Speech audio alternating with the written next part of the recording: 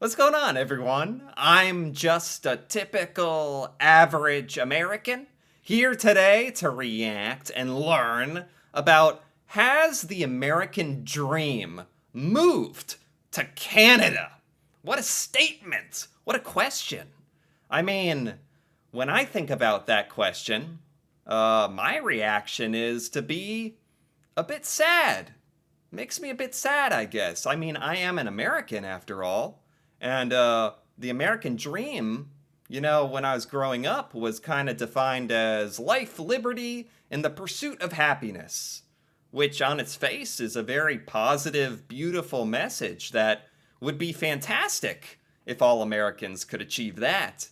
So, to be confronted with the idea that that might no longer be possible for Americans makes me a bit sad. I think rightfully so. Now, the idea that that has moved to Canada or that that is all possible in Canada is fantastic. That doesn't make me sad at all. I'm very happy for Canada. Maybe even a little jealous, jealousy creeping through.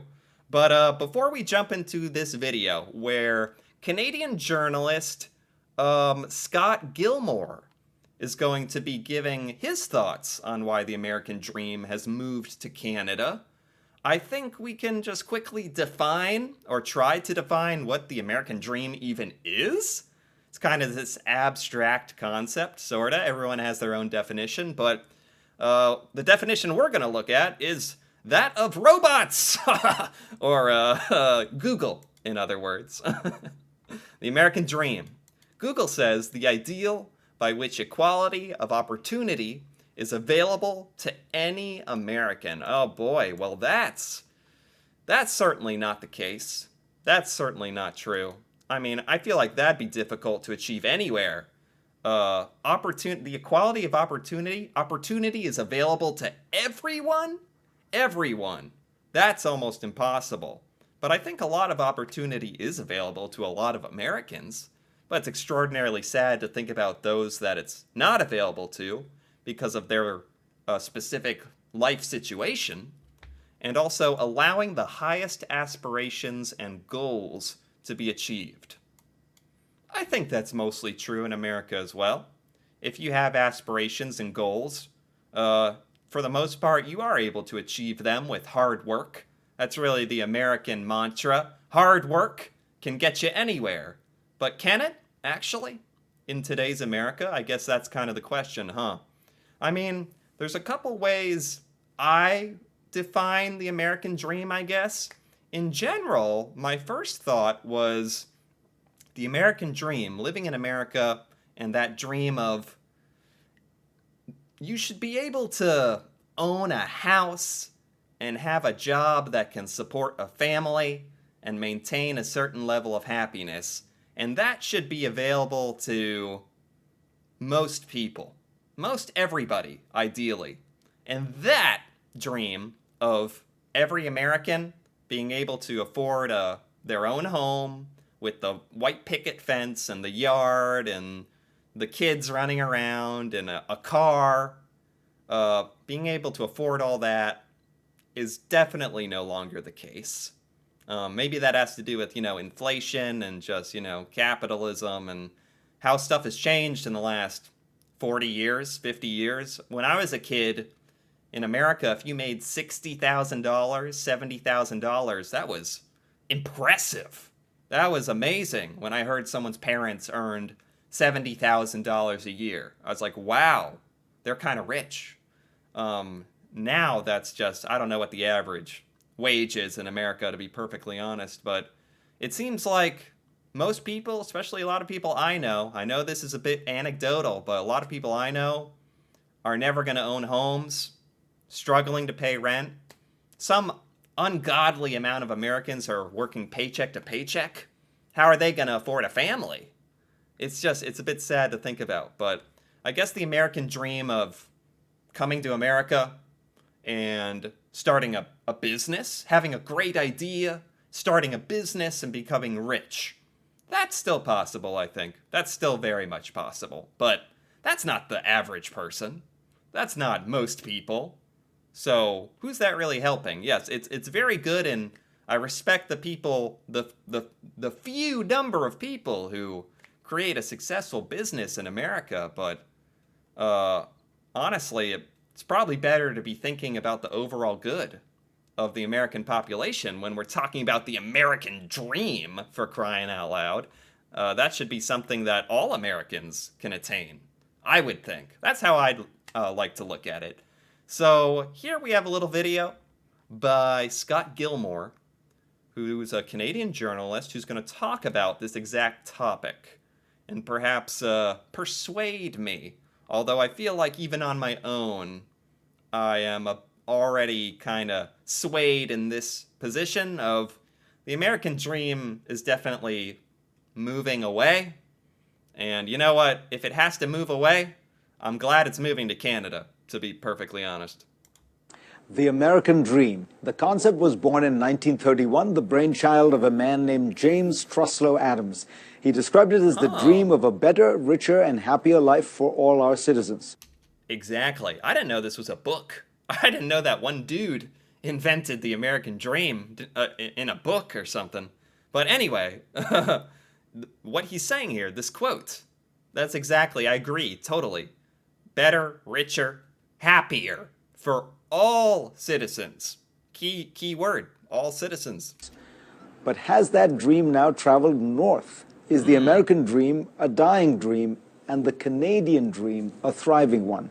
That's what my next guest, Scott Gilmore, asserts, a former Canadian diplomat. Gilmore is now a contributor for the Boston Globe and a columnist for the Canadian magazine Maclean's. Okay. Welcome. Thank you. So you have a fascinating collection of data here. You point out that when you look at college degrees, 46% of Americans have them, but 59% of Canadians do. Wow, okay. I like this. He's coming with the data. He's coming packing.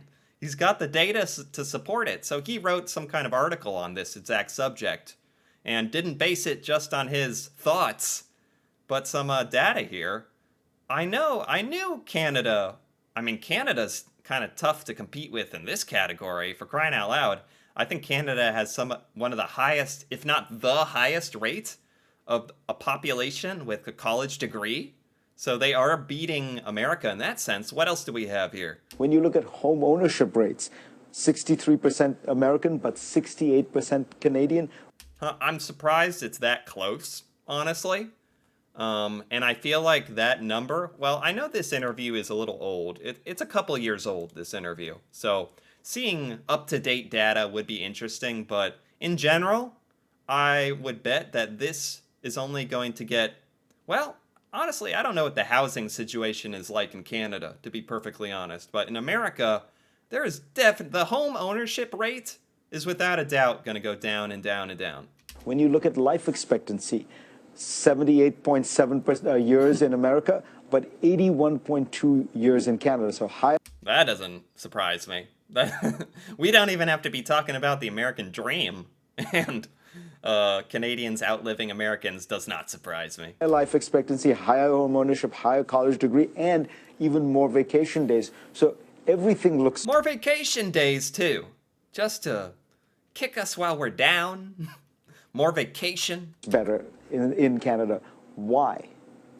Well, it's a bit of a puzzle for us as Canadians because, you know, we look to the United States as being the land of opportunity like most people do. But when you start pouring through the numbers like you suggested, no matter how you cut the American dream or no matter how you describe the American dream, whether it's life, liberty, and the pursuit of happiness, or a car, a job, and a degree, it's now become easier in Canada. And I think there's some obvious... Well, there you go. There you go. That's like, I know he's just begun his little spiel, but there you go. Being happy and successful is just becoming easier in Canada. And if the American dream isn't being happy and successful, I don't know what it is. So perhaps the American dream truly is moving to Canada. Obvious reasons. The healthcare system, for one. We don't have people going bankrupt because of healthcare costs. So the healthcare system, man, he had to drag the healthcare system into this. I don't want to go on another 30-minute tirade about how bad our system is. That's a fantastic point. Fantastic point. The healthcare system in Canada versus America, much better. Our poor parts of the society can continue to thrive. Access to education is easier. There are cheaper degrees. We don't have the student loan problem that you have in the United States. Cheaper degree, the student loan problem, massive issue in the United States. A whole generation of students in outrageous student loan debt. Man, these are very good points. It's funny because all of these like sort of warning signs have always been there in front of me. All these things, but I've just never heard it phrased like this. Like, is the American dream moving to Canada? That really is like a punch, or a real gut punch, hearing it phrased like that. And maybe the reason it hurts so much is because there's a truth to it. Maybe that's why it hurts. We have our problems, but overall we seem to be muddling through and doing a little bit better. You know, one of the things that you don't talk as much about here, but I'm sure you know about, is the social mobility indices that people look at. That is, if you are born into a lower strata of income, in Canada, you now have a much greater chance of moving up in one lifetime than you have in the United States. That's right. I mean, the American dream is based on this idea that you can pull yourself up by the bootstraps. You can rags to riches. Yeah. But in fact, that's... Yeah. Very good point. Really good point. They're bringing up some really good stuff here. The idea that's in a cornerstone of the American dream is that you can move to America or be living in poverty in America, and then somehow in your lifetime, rags to riches, completely change your whole life situation around. And that is just seeming more and more and more unlikely, as even the middle class of people and below seem to be struggling, let alone those below the middle class trying to escape lower class and poverty levels of living. It's just becoming more and more hopeless. That's actually happening less and less in the United States compared to a lot of Western countries. And in Canada, like you said, you can go from the lowest quintile of income to the highest quintile or twice as likely. And another related statistic is that the correlation between your family, your parents' income, and your income is half as strong in Canada. So regardless of what your parents do, you can... Wow, I really like these metrics. Twice as likely to be able to move up financially. What you make when you finally have a job and a career, not as correlated to what your parents made. You really are... Your destiny is more in your own hands, I guess you could say, in Canada, which is nice, honestly. Have a better chance of making it. That's a very important one, because what it strikes at, it seems to me, is in large part education. Rich people's kids in America get a better education because our public education system is funded by local property taxes. Whereas in Canada, you know, no matter where you're rich or poor, you're going to get a school that's about as good and a very high quality. Really? I didn't really know too much about that stuff. Yeah. In America, if you're from a rich family, you are without a doubt going to receive a better education, probably a better access to better universities if your family is connected. Whereas in Canada, by what they're saying, there seems to be an overall better, on average, better education for everyone across the board growing up, which is huge. That would honestly explain a lot of the symptoms we're talking about here, of Canadians being so much better off and so much their destiny in their own hands, because it's starting with that fundamental good education. Very important. I mean, we would like to think that some of our best universities compare to Harvard and Yale and Princeton. I don't think they're quite at that level. But nonetheless, across the board, our universities nationally, which are very accessible, are world-renowned good institutions. Wow. And you can go through it without going broke. Right. Wow. He's not even trying to be funny. But I think it's funny. Hey, imagine you can go through university without going completely bankrupt. Wild concept. Like, how sad is that? So, but at the primary level, I think your system is incredibly equal and high quality, right? That's to me the big differentiator. Whereas the American... That is the perfect way to say it. That is the perfect way. In Canada, the education, more equal, and on the whole, on the average, all higher quality. Whereas America has such a big discrepancy between the richest people and the poorest people the most educated people, the least educated people. Huge discrepancy between that, and it shows. K through 12 system is really one where rich kids are in one universe and poor kids in a completely different world. Yeah, that's absolutely true. But I Yeah. hesitate to be too glowing about it because in Canada, our Indigenous community, our First Nations community, our Inuit, our Métis, are doing horribly according to those numbers. They don't have the same access to healthcare. They're not having the same access to universities and schools. And a lot of their basic What percentage indicators, of the population are they? it's 5%. Wow, that's sad. I didn't know anything about this. Now, what's striking to me is people might think, this is a case for the social welfare paradise. This is a kind of the argument of left-wing types. And you're a conservative. I am. And you point out that compared to Canada, America isn't even the land of the free anymore. That by the Cato Institute's Human Freedom Index, Canada ranks much higher than the U.S. It's sixth in the world, whereas America limps in at 23. Wow. What the? I mean, I don't know how this Human Freedom Index is even scored, but I guarantee you Americans would... It'd be funny if they did a video like interviewing Americans, asking them to guess where they think America ranks in the Human Freedom Index. And I don't think any Americans would say, 23rd? We'd be like, number one. We're number one, of course. No, Canada is destroying the U.S. here. The Heritage Foundation, another conservative think tank, ranks Canada much higher for economic freedom. Wow. And, of course, Reporters Without Borders scores Canada much higher on press freedoms. Wow. I think this is partly a product of the reality that the Canadian economy is quite free and quite open, but that there have been a whole series of reforms over the last 15, 20 years in Canada, right? There has. There are some indicators that show that Canada has had this freedom going back a lot farther than that. But under the previous Conservative government, and frankly the new Liberal government, there is a recognition that overall welfare of the society is driven by a healthy private sector. And so a lot of effort is put in to try to figure out how can we create a level playing field for everybody, but one where people can prosper. Wow, that's real. That's a bit technical, but like basically they're saying like freedom of the market, freedom of finance, freedom of press, and individual freedoms, like all on a very basic, fundamental level of a society, are what make the society, like the people within that society, able to be successful, like on a real fundamental level. And Canada has just been doing a better job at all of that. But you know, when you talk about freedom and the American dream, the statistic that I find the most troubling is that in the United States, your average American is 6 times more likely to be incarcerated in prison or in jail than your average Canadian, or European for that matter. 6 times more likely to be arrested in prison in America. That doesn't shock me. I think of all the things here today, I think that's the one that doesn't shock me that much.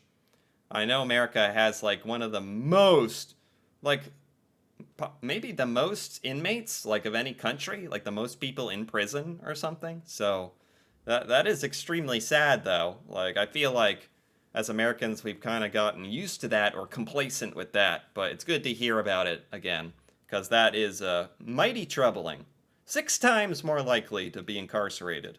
And I don't think that's something that Americans realize, how the prison system and the justice system here is so different from the rest of the Western world. Yeah. And we have an attorney general who says he thinks the problem in America is there aren't enough people in prison. Right. Oh, boy. Let me ask you about 2 things Donald Trump has talked about and focus in on them. During the campaign, this is something he would not like to remember, but he once pointed out that universal healthcare systems do seem to work sometimes pretty well, single-payer systems, and he pointed specifically to Canada. So you're a conservative, great free market advocate. You think the Canadian system overall works better? Objectively, it does. The Canadian system has... I was going to say, like, there's no way. There's no way anyone is arguing against this. Like, objectively, the Canadian healthcare system is better, for sure. Has problems, and I would argue as Canadian huge problems, but nonetheless you see it in all of the outcomes, whether it's life expectancy, infant mortality, or just overall healthiness. Canadians are doing better, and I think it's and at a much lower cost. At a much lower cost. What do you spend as a percentage of your GDP? It's amazing. Like, healthcare is such a huge issue as well. That should be talked about more. in relationship to the American dream. Like, the whole healthcare system in America, if that were just changed, that would change so many people's lives and definitely increase so many people's happiness and probably reduce stress, raise happiness. Oh my goodness. Yeah, that is a huge one. I couldn't say that, but I know that it's about 1/2 of what is spent in the United States. So is this Wow. reality of a Canadian dream leading to the very un-Canadian phenomena of arrogance? Oh my goodness, yes. Particularly since the election in the United States. Canada has reacted with fascination and horror and not a little bit of smugness at what we've seen unfold here compared to politics in Europe and Oh politics. man, all I can do is laugh at all. It's kind of funny to me. Maybe part of some of the extreme language he's using, like Canadians have reacted in horror to horror of what they've seen in America. But as an American living in America, all you can do is just look at that. That's all you can do. In Canada. It's something that it's hard for us to understand. Well, pleasure to have you on. Yeah. My pleasure. Thank you. Wow. That was fascinating. That was fascinating. That was by Maclean's, and I liked that a lot. Got a bit philosophical here today, and I don't mind it. The American dream.